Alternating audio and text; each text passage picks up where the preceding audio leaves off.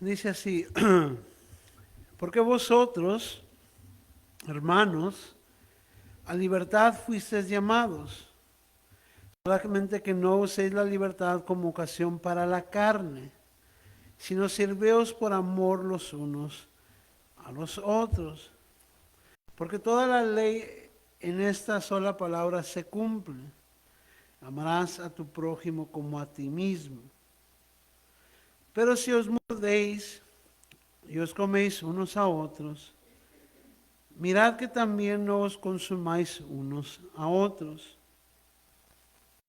Digo pues, andad en el Espíritu y no satisfagáis los deseos de la carne, porque el deseo de la carne es contra el Espíritu y el Espíritu es contra la carne.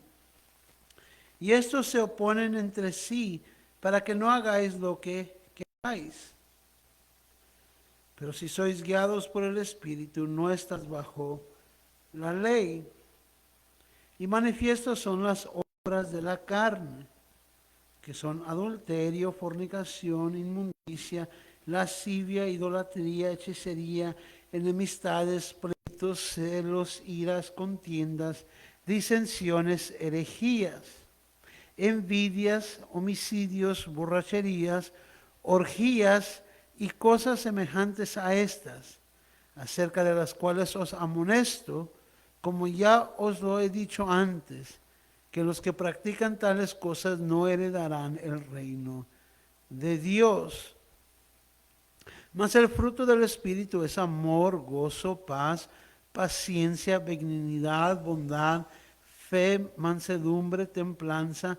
Contra tales cosas no hay ley. Pero los que son de Cristo han crucificado la carne con sus pasiones y deseos. Si vivimos por el Espíritu, andamos también por el Espíritu. No nos hagamos vanagloriosos, irritándonos unos a otros, envidiándonos unos a otros. Padre, te rogamos, Señor, que tu nombre sea siempre exaltado dentro de tu iglesia, a través de una iglesia que sea unida, a través de una iglesia que, Padre, muestre el amor de Dios, que muestre, Padre, un mismo sentir, un espíritu humilde, apacible, Padre, un espíritu donde abunde, Padre, la bondad. Te ruego que así, Padre, seamos prestos a no recaer en los deseos de la carne. Pero como tu porción de la Escritura dice que seamos guiados por tu Espíritu. Padre, ayúdanos a crucificar la carne y a vivir por el Espíritu. Te lo ruego en Cristo Jesús. Amén. Esta semana, hablando del domingo pasado y comenzando con este domingo pasado, he tomado una semana nomás para tocar el tema de la Santa Cena y cómo expresa el compañerismo que debería de haber dentro de la iglesia. Y el domingo leímos la parte de las Escrituras donde se nos dice que se congregaban y no para bendición, sino para mal. Y eso nos presenta la realidad de que se puede uno congregar y no ser de bendición, de no ser ni de bendición para nosotros ni de agrado a Dios. Y el factor común que vimos ahí, de alguna manera, es el desamor de los hermanos en Cristo. O dicho de esta manera, el egoísmo, el amor propio que lleva a despreciar al hermano. Otra manera que vimos en comparación al texto que acabamos de leer, se usa la palabra de que causan divisiones. Y es una palabra que encontramos aquí en disensiones como un fruto de la carne. Entonces, las divisiones que se mencionan allá en la carta de Primera de Corintios en relación a la cena, es la misma palabra que encontramos aquí en el fruto de la carne, las obras de la carne, ¿no? Y entonces, viendo este pasaje, de vuelta se toca el tema del amor entre hermanos que debería de existir en la iglesia y cómo en el centro de esa división o contiendas o desamor está la vanagloria, la envidia, o puesto de esta manera, la obra de la carne.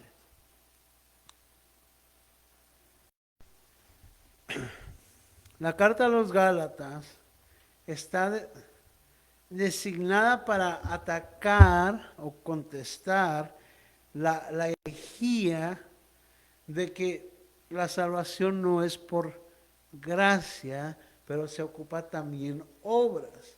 Específicamente hablando de la circuncisión, o de que se ocupa la ley también. Y entonces encontramos este lenguaje, especialmente en estos pasajes, donde compara la ley y la libertad en el espíritu. Y que ya no estamos bajo la ley, o que se cumple la ley de Cristo. Todo esto para tratar de señalar que hay opresión cuando queremos vivir bajo la ley. Pero cuando entendemos lo que Cristo hizo y la gracia que hay en Él, hay verdadera libertad. Y una de esas evidencias de la verdadera libertad es el amor, el servicio que existe los unos con los otros dentro de la iglesia. La manifestación de la opresión de estar bajo la ley son estas contiendas y divisiones. Y si usted quiere entender cómo se llevaban a cabo, es sencillo.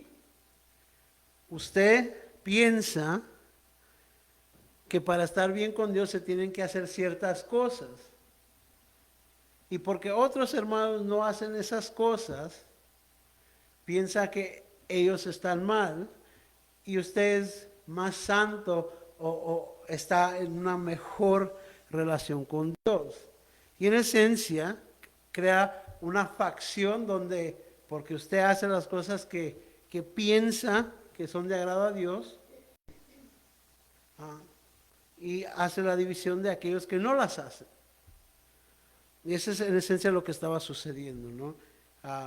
Los que querían regresar a estar bajo la ley, en esencia acusaban a aquellos que no querían mantener las prácticas religiosas de los judíos.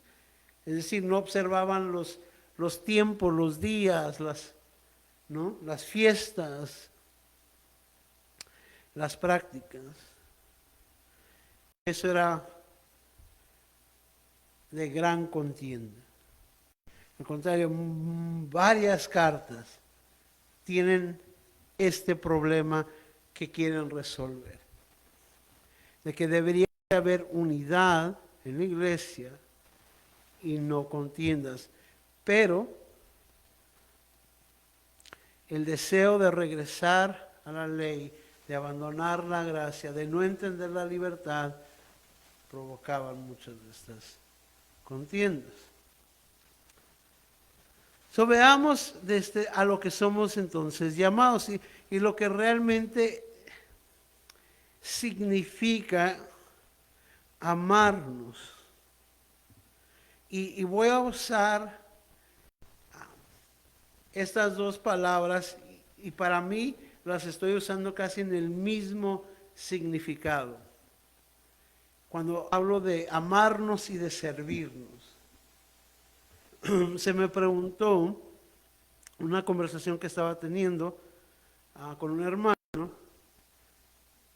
Estaba hablando de que somos llamados a servirnos. Me hicieron la pregunta, ¿qué significa o a qué me refiero cuando hablo de que necesitamos servirnos? Yo diría de que necesitamos amarnos. Porque de vuelta, el amor que Dios nos ha mostrado es una de servicio, ¿no? De que Él mismo dijo que Él no vino a ser servido, sino a servir y a dar su vida en rescate por muchos. Y entonces, aun cuando hablamos de cómo conocemos el amor de Dios, hablamos del sacrificio que Jesucristo hizo por nosotros. Realmente no se puede separar el concepto de amarnos fuera del contexto de servirnos. Y entonces voy a estar usando estas dos palabras intercambiablemente cuando hablamos de amarnos o de servirnos. Porque realmente bíblicamente es lo mismo. La pequeña diferencia, siendo que obviamente no son la misma palabra, podemos servirnos y no amarnos, pero no podemos amarnos y no servirnos. Es decir, puedo servir con motivaciones egoístas, puedo servirle buscando sacar provecho y puede entonces no haber una motivación correcta y por lo tanto realmente no provenir de un punto de amor por usted. Pero no puedo decir que le amo y no servir. Esa es nomás la excepción. Y entonces, dicho eso, cuando leemos en el versículo 13, quizás hay poquita más claridad. Dice, porque vosotros, hermanos, a libertad fuisteis llamados, solamente que no uséis la libertad como ocasión para la carne, sino siervos por amor, servíos por amor los unos a los otros. De vuelta, uno ve inmediatamente el contraste, que quizás no suena lógico, pero esta es la vida cristiana. Se nos ha llamado a libertad, y en el mismo pasaje esa libertad es un llamado a servir a los demás por amor. Y entonces uno pensaría, pues ya soy libre, entonces puedo hacer lo que quiero. Pero realmente esta libertad es una libertad para servir. Pero el concepto de servir es que no estamos realmente libres. Estamos esclavizados. Somos siervos o esclavos. Y entonces parece contradictorio, pero la libertad cristiana realmente es una de servicio. Y si no se está usando la libertad que Dios nos ha dado para servir, entonces realmente no estamos en libertad. No estamos bajo el yugo de la carne, que realmente es el yugo del pecado, en el cual realmente no hay libertad.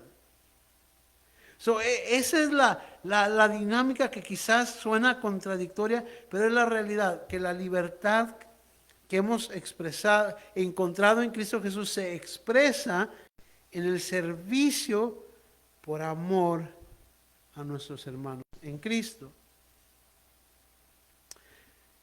Y entonces, la libertad que Dios nos ha dado, la gracia que hemos recibido, también puede ser mal usada.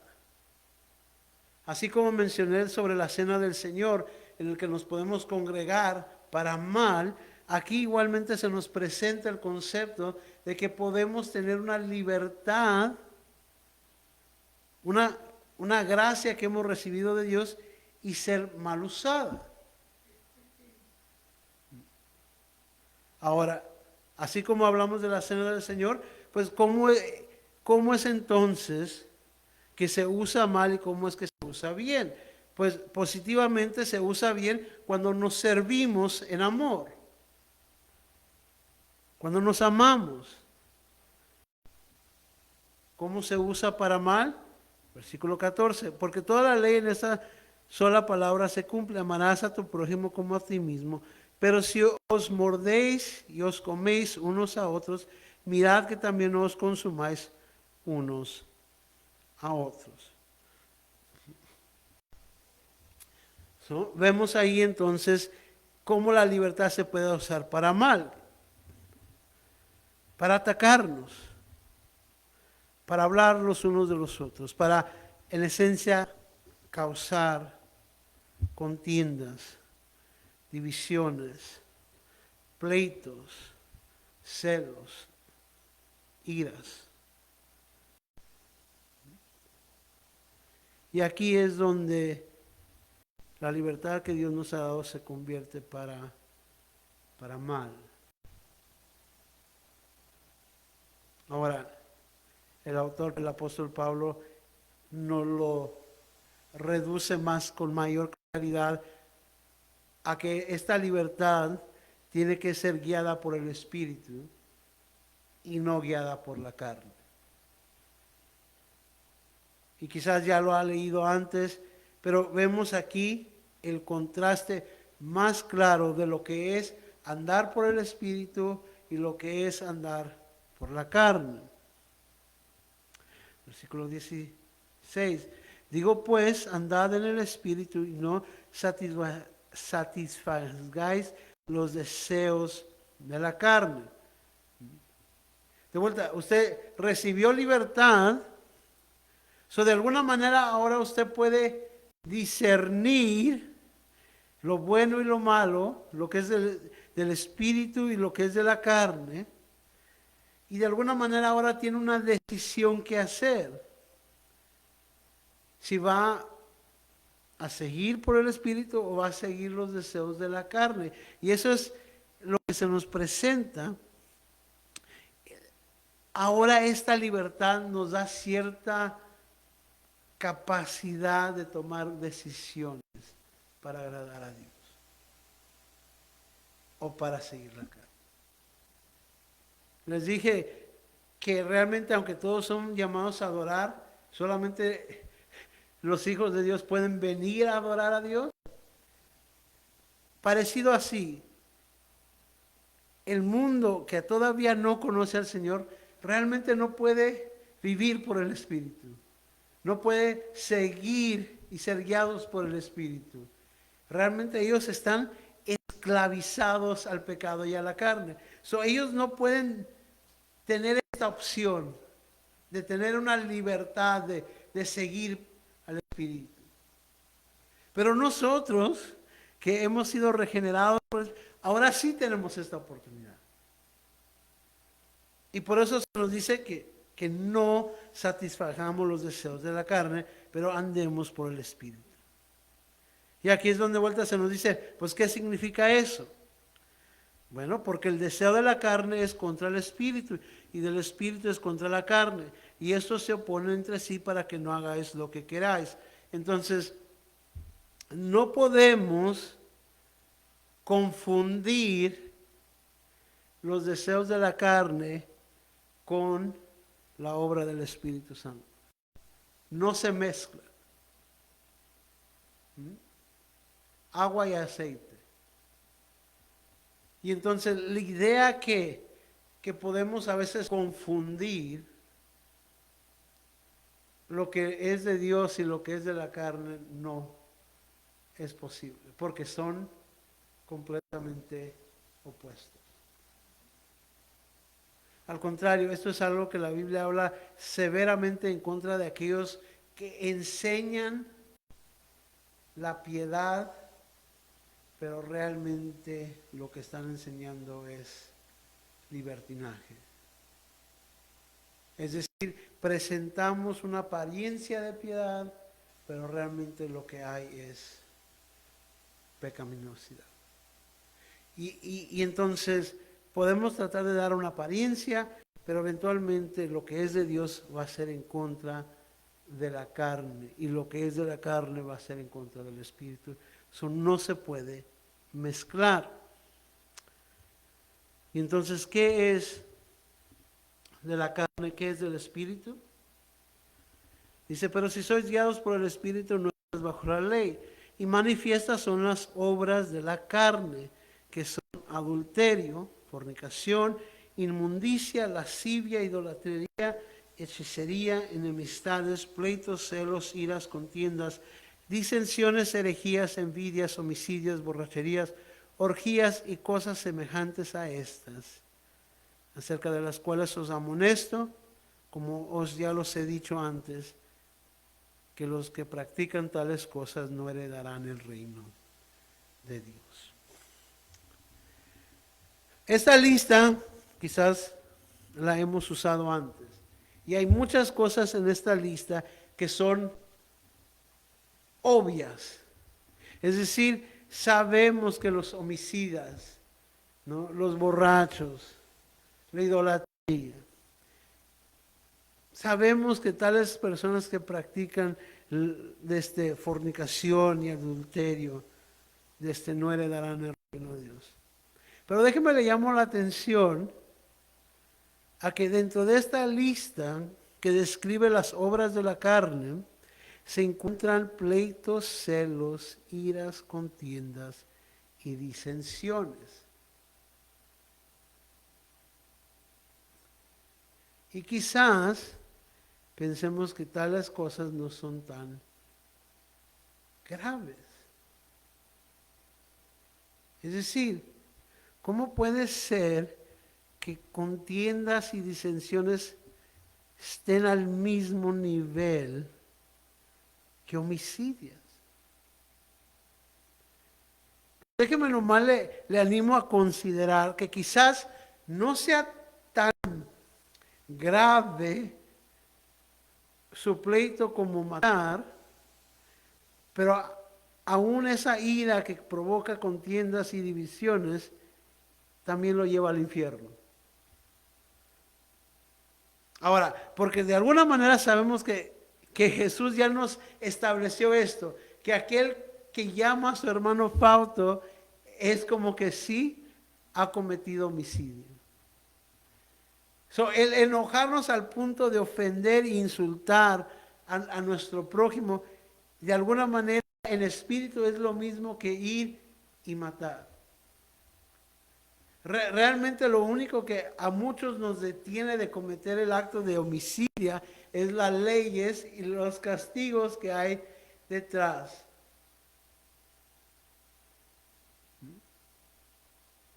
Pero muchos a veces experimentamos el enojo y el coraje que Caín experimentó hacia su hermano Abel.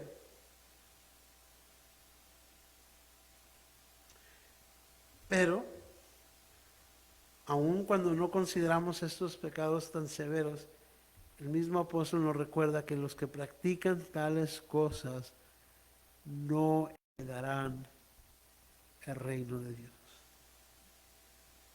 Regreso al comienzo de que hay una libertad que se nos ha dado para servirnos, para amarnos.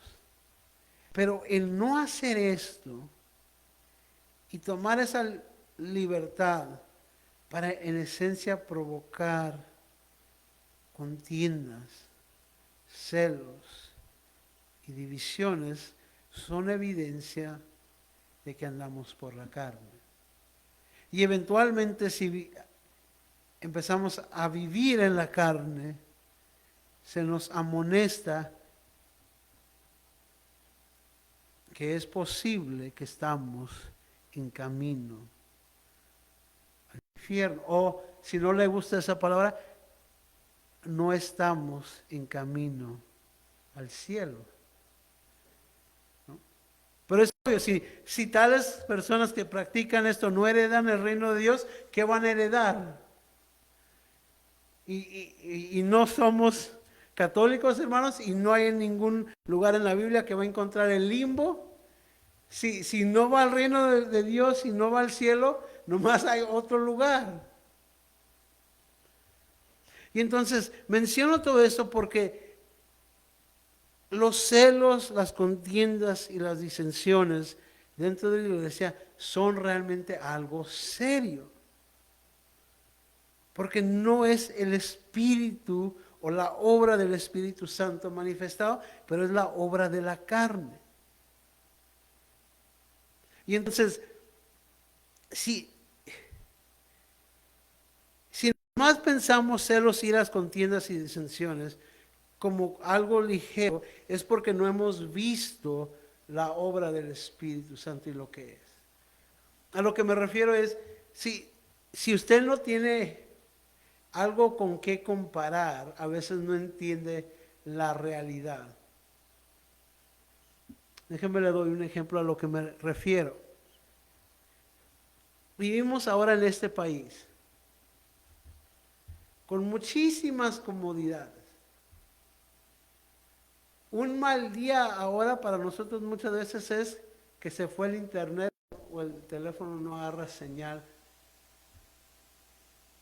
Consideramos quizás un mal día que el carro se descompuso, tuvimos que caminar. Pero ¿qué tal si lo compara a los tiempos pasados, donde no había carro, donde no había teléfono, y si uno quería calentar su casa tenía que agarrar el burro o el asno, ir hacia la montaña, cargarlo de leña y traerlo para atrás? ¿No? Si usted no conoce la comodidad, realmente no sabe qué tan realmente malo está la circunstancia. Ahora que ha probado de lo bueno, pues ahora ve y pues sí, Dios nos libre de tener que regresar a esos tiempos. Dios le libre que a nuestros hijos tengan que vivir de esa manera, se mueren. Si echan berrinche con que se les quite el teléfono, ¿no? Cuanto más que tengan que vivir donde no hay tele. Y entonces, si no probamos de lo bueno, si no sabemos de lo bueno, a veces no sabemos qué tan mala es. Y el mundo, de vuelta, a veces ve esto de enojo, de celos, como lo cotidiano. Para más claro, aquel hijo que crece en un hogar viendo puros gritos, golpes entre sus padres, piensa que es normal. Y entonces, como iglesia, tales cosas no deberían de ser normales porque sabemos lo que es la obra del Espíritu Santo, el fruto. Se nos dice, versículo 22, mas el fruto del Espíritu es amor, gozo, paz, paciencia, benignidad, bondad, fe, mansedumbre, templanza. Contra tales cosas no hay ley. Aunque todas estas cosas son manifestaciones del Espíritu en nuestra propia vida, el beneficio de ellos se experimenta a nivel de iglesia.